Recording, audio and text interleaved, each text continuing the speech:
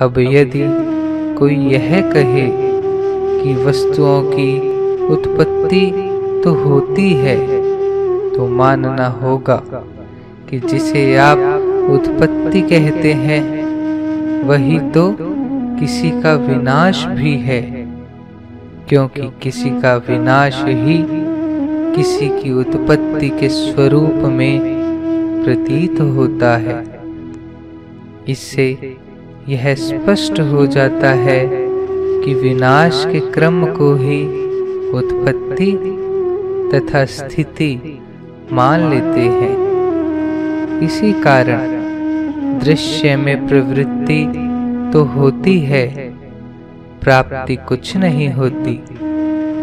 इस दृष्टि से भी यही सिद्ध होता है कि जिसकी प्रतीति होती है उसकी स्वतंत्र सत्ता सिद्ध नहीं होती। वास्तव में तो वह प्रतीति किसी और की सत्ता से ही सत्ता वाली होती है। अब यदि कोई यह कहे कि जिस संसार में हमारी प्रवृत्ति होती है उससे तो हमें बहुत सी वस्तुएं मिलती हैं, और आप कहते हैं कि प्राप्ति कुछ नहीं होती। जो ऐसा मानते हैं उनसे यह पूछा जाए कि भाई, संसार की प्रवृत्ति से ऐसी कौन सी वस्तु मिली जिसका संबंध आपसे है? यदि वे कहे कि मोटर, मकान इत्यादि अनेक भोग्य वस्तुएं हमें मिलती हैं, तो उनसे यह पूछा जाए कि जो वस्तुएं आपको मिली हैं वे शरीर तक ही पहुंचती हैं अथवा आपको मिलती हैं। आप कोई ऐसी वस्तु बताए जो देह से अपने को अलग मानने पर आपको मिलती हो। यदि वे कहे कि हम अपने को देह से अलग क्यों माने, तो कहना होगा कि देह तो सतत परिवर्तनशील है, तुम्हारा तो कोई अस्तित्व ही सिद्ध नहीं होता।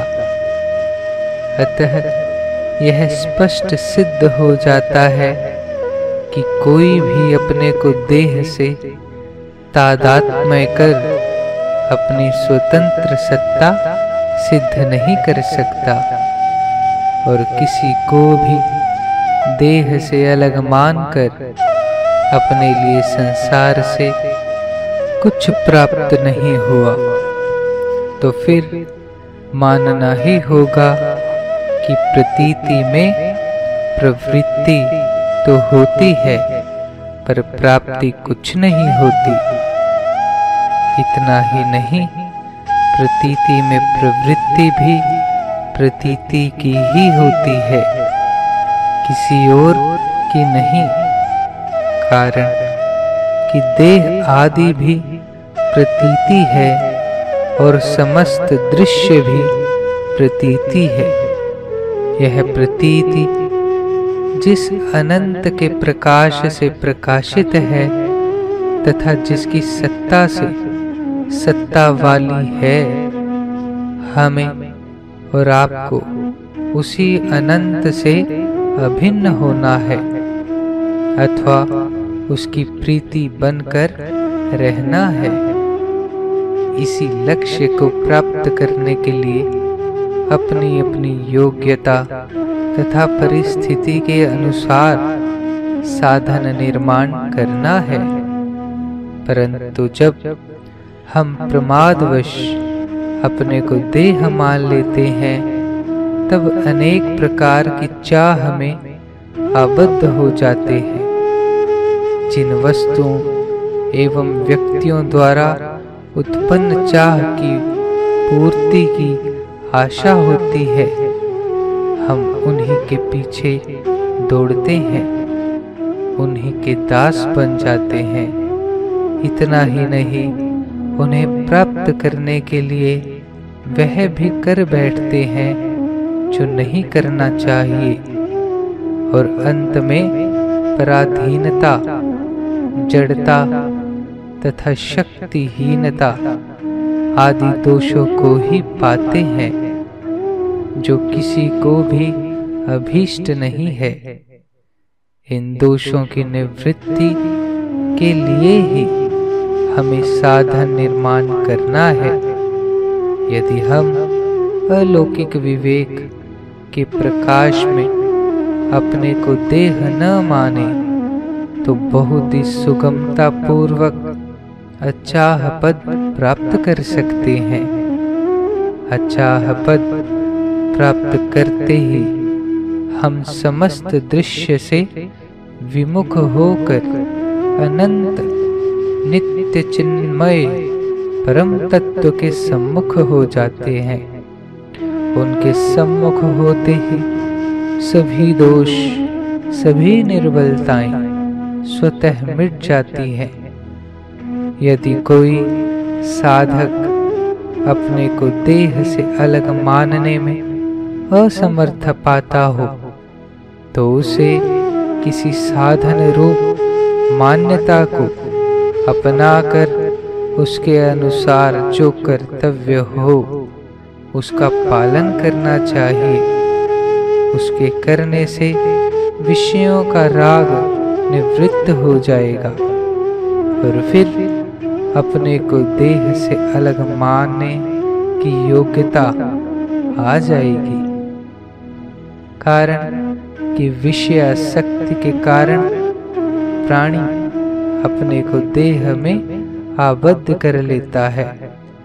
आप हमें अपना साधन निर्माण करने में कठिनाई क्यों होती है? इसका एकमात्र कारण यह है कि हम अपने निज विवेक से सारे संसार को तो जानना चाहते हैं, पर अपनी वस्तु स्थिति को जानने का प्रयत्न नहीं करते।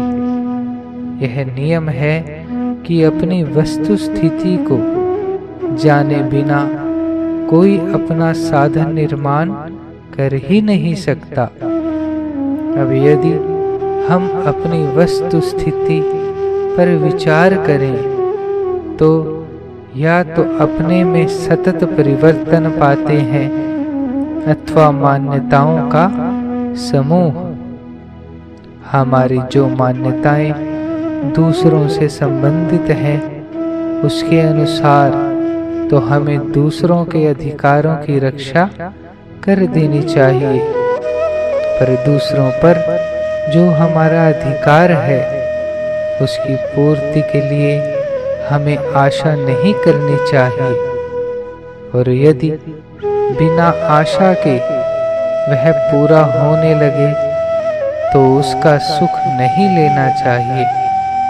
ऐसा करने से हमारी सभी मान्यताएं साधन बनकर हमें उस राग से निवृत्त कर देंगी जिसने हमें मान्यताओं में आबद्ध कर दिया था। अब रही सतत परिवर्तन की बात।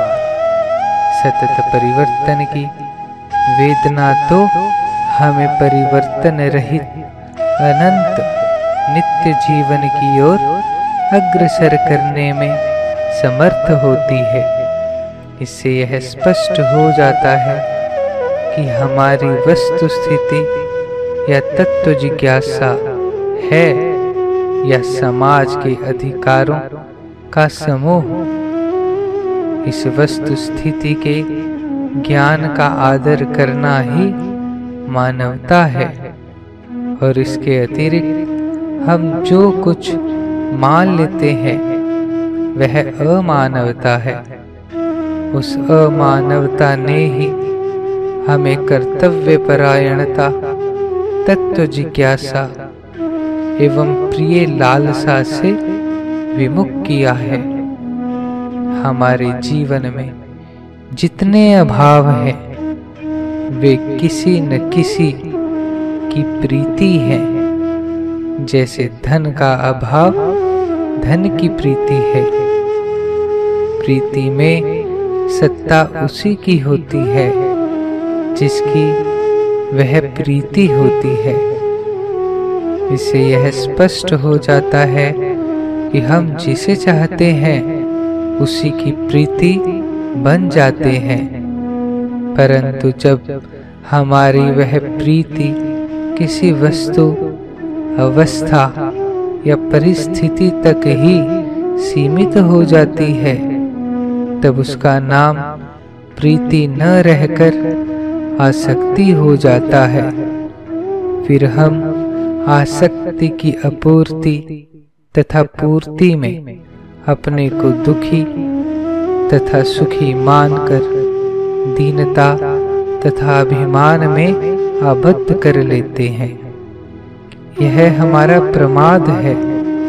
उसे मिटाने के लिए हमें अपनी प्रीति को निर्मल करना होगा, अर्थात उसे अनंत में विलीन करना होगा। पर वह तभी हो सकेगा जब हम किसी के ऋणी न रहें और ईमानदार बन जाएं।